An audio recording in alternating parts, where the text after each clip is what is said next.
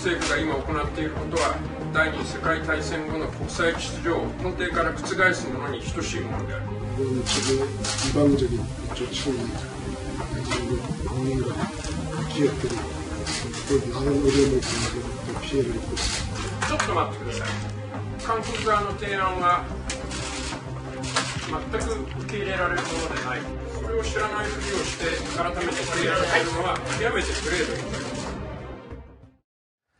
네, 보신 것처럼 일본의 무례가 도를 넘어서고 있습니다. 의전 홀대는 물론이고 외교 현장에서 사용할 수 없는 막말 수준의 발언이 예사로 나오고 있습니다. 하지만 강대국인 미국에 대해서는 굴종에 가까운 모습을 보이고 있습니다. 한 장면 한 장면 짚어보겠습니다. 함께 이야기 나눌 출연자부터 소개합니다. 박정하 전 청와대 대변인, 구자홍 중한동원 차장, 강선우 전 민주당 부대변인 나오셨습니다. 안녕하세요. 안녕하세요. 네. 18일이었죠. 일본이 일방적으로 선언했던 시안을 넘기자마자 방금 보신 것처럼 저렇게 무례하다고 하면서 우리 외교관의 말을 끊어가면서 무례하다는 그런 폭언을 퍼부었습니다.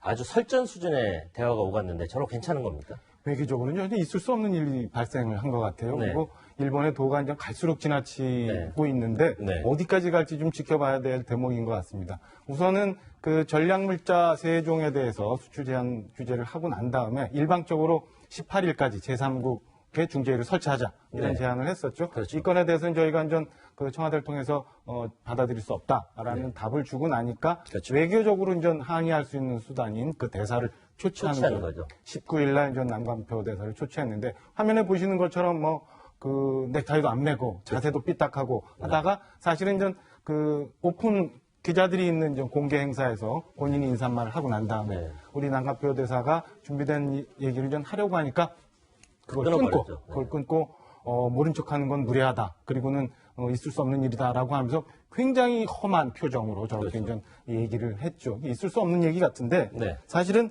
그 건뿐만 아니라 보통의 경우 그 이제 출치를 하게 되면 네. 손님을 맞는 거잖아요. 손님을 그렇죠. 맞기 때문에 먼저 와서 좀 기다리고 있으면서 오는 손님을 맞고 자리에 안내를 하는 게 보통 외교 의전상 네. 있어야 되는 일인데 무려 이제 5분 이상이나 남대사가 기다리게끔 했던 일도 있었고 그렇죠. 오죽했다 보면은 그 일본 관계자들이 이건 너무하다라는 네. 얘기가 일본 그 외신을 통해서 이제 네. 들어오고 있는 상황입니다. 네, 방금 말씀하신 것처럼 NHK에서는 상대국 대사 말에 끼어든 건 굉장히 이례적이다 이런 얘기를 했고요. 아사히신문이죠. 대표적인 정론지라고 하는 아사히신문도 사전 협의 없는 돌발 행동에 깜짝 놀랐다 이렇게 얘기하고 나서고 있습니다. 네, 저게요. 뭐 외교 관련 잘 아시겠지만 언론에 공개하는 그 장면만큼은 한마디씩 하는 거고요. 거기에서는 정제된 얘기를 하는 법인데 그 정도로 흥분해 있었고 외교적 어떤 예의를 상당히 무시한 처사다 이렇게 볼 수 있는데 자, 이 와중에도 일본에서는요. 수출 규제는 강제징용 문제 때문이 아니다. 이 둘을 연결짓지 마라 이렇게 얘기하는데 일본 자체 내에서도 이건 모순적이다 이런 얘기가 나오는 거 아니겠습니까? 그렇죠. 처음에 이제 일본이 수출 규제 카드를 들고 나왔을 때 그들이 네. 했던 이야기가 3가지 정도로 그렇죠. 정리가 됩니다. 이제 네. 첫 번째는 강제징용 배상 관해가지고 너네가 제시하는 게 거의 없다. 그렇죠. 그래서 우리가 국가 대 국가 간의 신뢰가 무너졌고 그리고 또 한 가지 들고 나온 게 이제 네. 전쟁 물자 등 부적절한 수출을 하고 있다. 그렇게 해서 네. 이유를 들고 나왔던 거거든요. 그렇죠. 근데 이제 와서 징용과 관련을 짓지 말라는 건 자기 모순에 빠진 것 같고요. 그렇죠. 그 전에 앞서 그 고노회상의 어떤 그 무례함 이거를 조금 더 입체적으로 볼 필요가 있는 게 네. 물론 무례함 자체는 굉장히 화가 나고 있을 수가 없는 일이죠. 외교적인 네. 결례임은 명백하고요. 그래서 정부 차원에서 항의를 하든 아니면 그런 일은 당연히 조치는 있어야 된다고 생각합니다. 네. 그럼 이걸 조금 더 폭넓게 보자면 어떻게 그 볼까요? 네. 고노 외상의 아버지가 그 보노다마를 발표했던 그런 사람 아닙니까? 고노 요헤이죠. 그랬죠. 그래서 그 당시 한국 위안부에 대한 어떤 책임을 인정을 했습니다. 그리고 그 아베 총리도 살펴보면 외할아버지나 아버지가 굉장히 친한파였어요. 그렇죠. 그렇다면 이들의 후손인 그 고노 외상과 아베 총리는 왜 이렇게 강경하게 가고 있는가? 네. 그러니까 직접적으로 식민지를 지배했던 그 세대와는 조금 후세대 아닙니까? 그렇다면 일본에서 그 근대화에 대한 교육이 어떻게 흘러왔는가?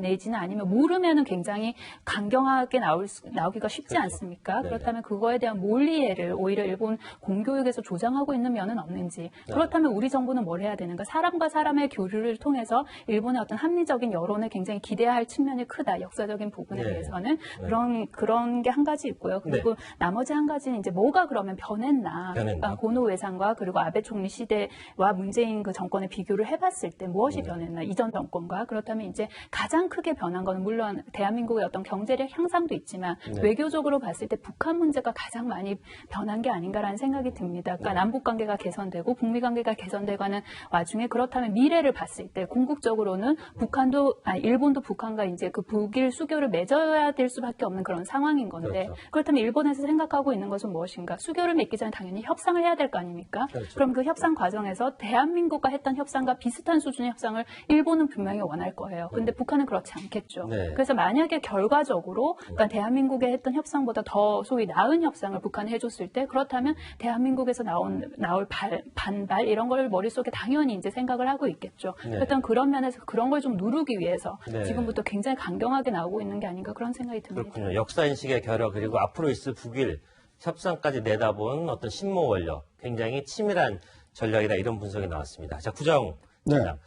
근데 고노 외무상이요. 이게 이분이 뭐 좋은 집안에서 명문 대가에서 자란 사람인데도 불구하고 상당히 결례를 범하고 무리한 태도를 보이는데 이번이 처음이 아니라죠? 그렇습니다. 이게 지금 의도된 도발이다. 이렇게 의도된 무례다. 이렇게 볼 수 있을 것 같습니다. 이 처음 이 무례가 시작된 것은 지난해 10월인데요. 우리나라에서 대법원에서 강제징용에 대한 이 판결이 나오지 않았습니까? 네, 지금 저 장면입니다. 그렇습니다. 당시에는 이제 이수은 대사였는데 그렇죠. 보통의 경우에는 그 한국 대사를 초치를 하더라도 의례적으로 악수를 하고 앉는 게 일반적인데 지금 보면은 악수도 없이 뭐 기념 촬영도 없이 그냥 바로 자리에 앉아버렸거든요. 네, 먼저 기다리고 있던 이수은 대사 굉장히 머쓱한 그런 표정으로 앉는 모습 볼 수 있습니다. 그렇습니다. 그러니까 이제 저 때부터 이 고노 그 외상의 무례가 시작됐다 볼 수가 있겠고요. 또 이제 문희상 국회의장이 그 일제 이 강점기에 대해서 이 일본 그 일왕의 어떤 사과가 필요하다 이런 얘기가 됐을 때 그것에 대해서 이 고노 외상이 그 한일 의원연맹까지 지낸 인간이 그러니까 우리로 치면은 사람이 또는 분이 이렇게 얘기하는 것이 일반적인데 뭐 인간이 그런 얘기를 할 수가 있느냐라고 하면서 굉장히 무례한 언사를 했거든요. 그러니까 비하하는 표현을 쓴 거죠. 그렇습니다. 그러니까 이 고노 외상의 어떤 그 한국에 대한 이 무례가 계속되고 있다. 그러니까 이 감정을 숨기는 측면도 있고요. 다른 한 측면에서 보면 뭔가 지금 해결해야 할 문제가 있는데 이걸 한국과 한국인을 격발시키기 위해서 이 감정적인 무례를 좀 자꾸 자행하고 있다. 이렇게 볼 수도 있는 대목이 있습니다. 왜냐하면 강제징용 문제는 강제징용 문제대로 어차피 우리 대법원 판결에 따라서 처리를 해나가야 되지 않습니까? 그렇죠. 그런데 그렇게 하지 않고 지금 수출 규제라는 이 경제 제재로 왔거든요.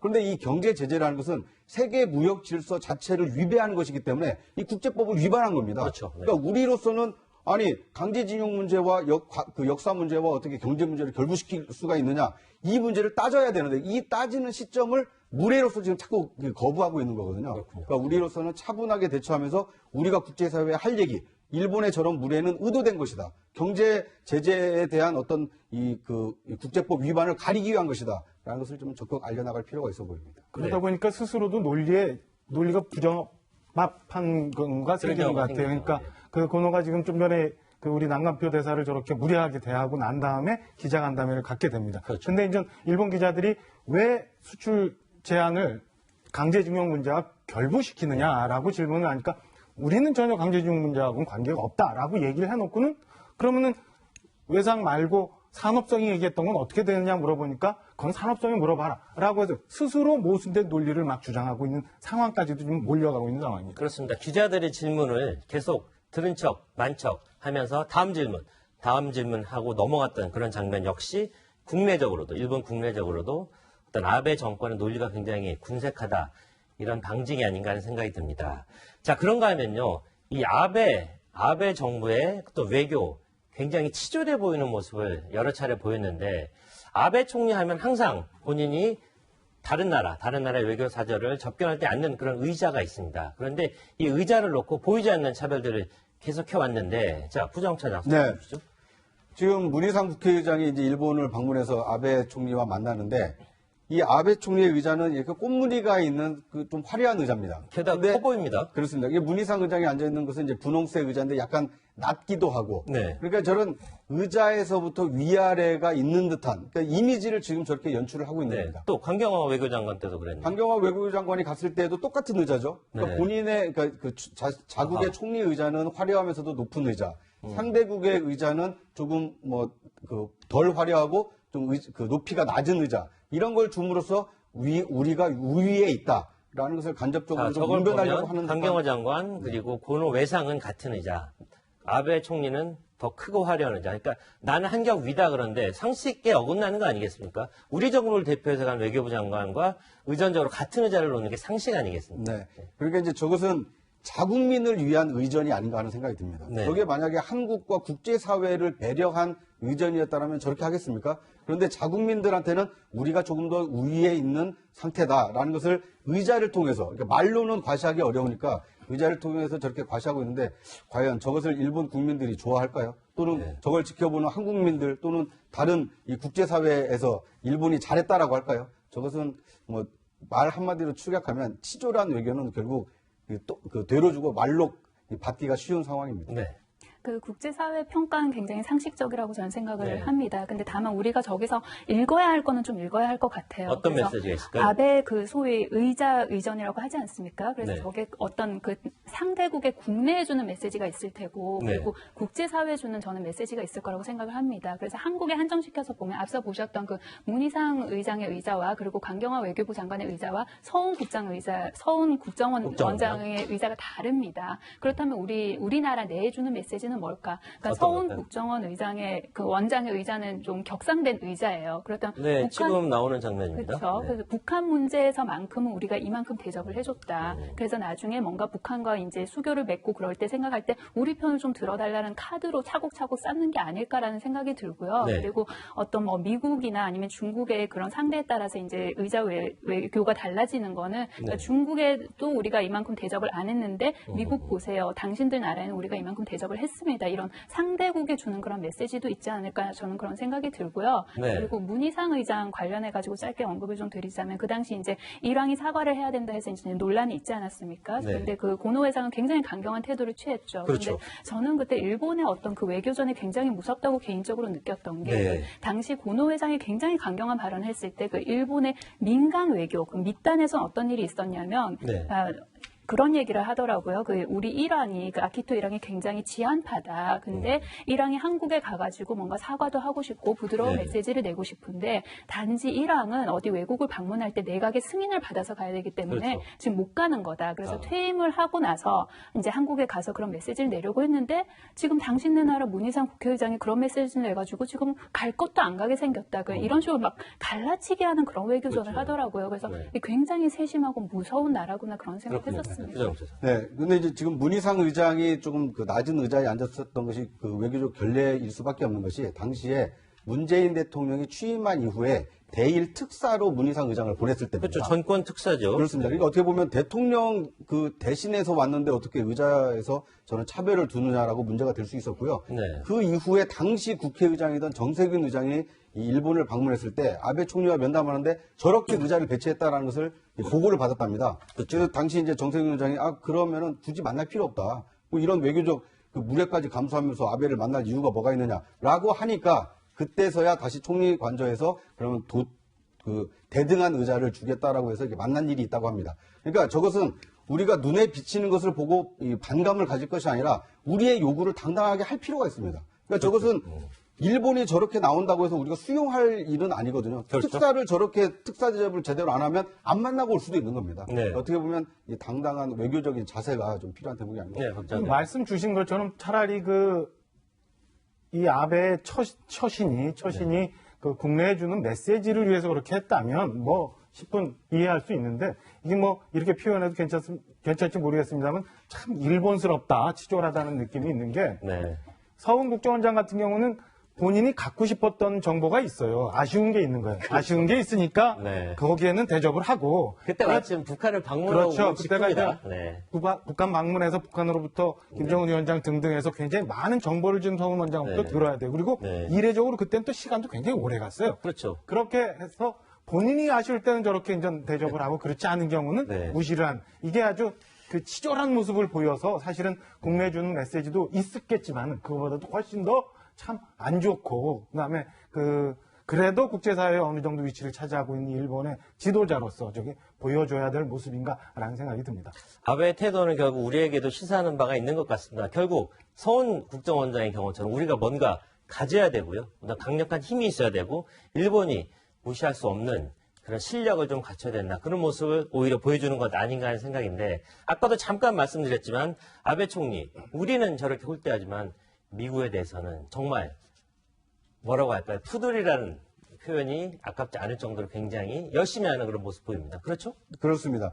이게 대표적인 것이 트럼프 대통령과 트럼프 대통령 가족에 대한 환대 아닙니까? 네. 그 아베 총리가 얼마 전에 미국을 방문했는데 부인인 멜라니아 여사 생일 잔치에 그 생일을 축하하기 위해서 네. 이 미국을 방문한 일도 있고요. 그렇죠. 또 일본을 방문했을 때는 그 트럼프 대통령의 이 딸의 이렇게 생일이 며칠 지났는데도 이방카 트럼프. 네, 이방카의 생일을 지났음에도 이렇게 축하할 정도로 굉장히 미국에 대해서는 이 환대를 하기 위해서 노력하는 모습을 보이고 있습니다. 네. 그만큼 강자에게 강하고 또는 약자에게 이 강하게 보이려고 한다. 이런 이중적인 이 태도를 보이고 있다는 것을 보여주고 있는 사례가 아닌가 싶습니다.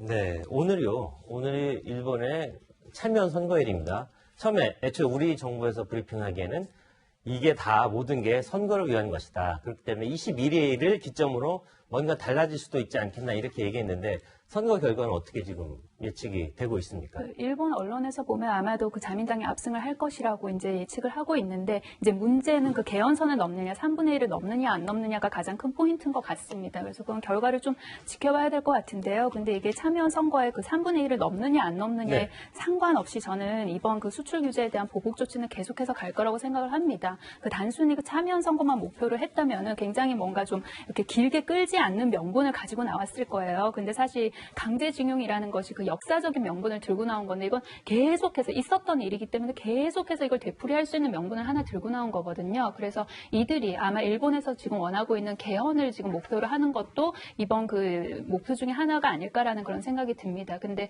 이제 개헌을 하려면 뭔가 가상의 적을 만들어야 되는 것이잖아요. 그래서 이렇게 대한민국을 가상의 적으로 만들고 그리고 일본의 여론을 어떻게 좀 뭉치게 하려는 그런 속셈도 보이고요. 그리고 앞서 말씀드렸던 그 북한과의 관계도 이제 동북아에서 뭔가 일본이 다시 한번 질서를 재편하겠다는 그런 욕망이 보이고 있는 것 같습니다. 근데 그러려면 이제 북한과의 관계도 본인들이 차츰차츰 더 좁혀나가야 되는데 그렇게 좁히는 데 있어서 이제 대한민국의 어떤 걸림돌이 된다고 판단을 한 것이죠. 그래서 여러 가지를 생각을 해봤을 때 짧게 끝날 싸움은 아니다. 그래서 좀 장기전으로 봐야 되는 게 맞는 것 같습니다.